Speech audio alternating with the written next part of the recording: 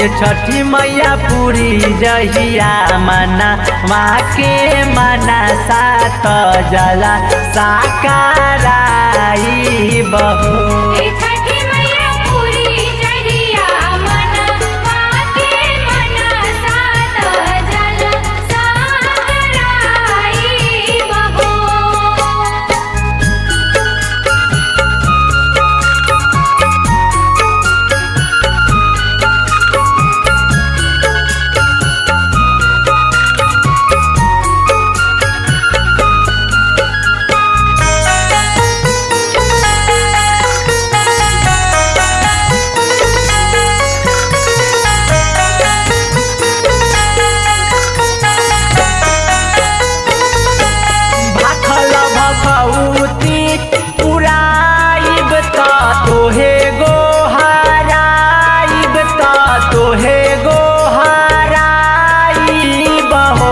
छठी मैया पियाजी के पियरी पेन्हाइब और घदिवाई बहो।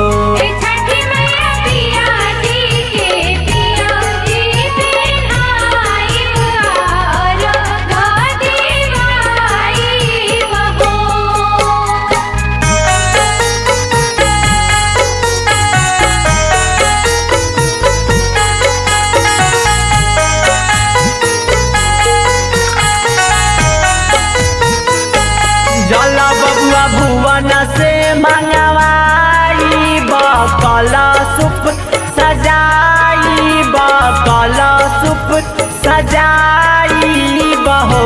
ये छठी मैया पर काश से गीती या गावाई बकोसी भारावाई बहो।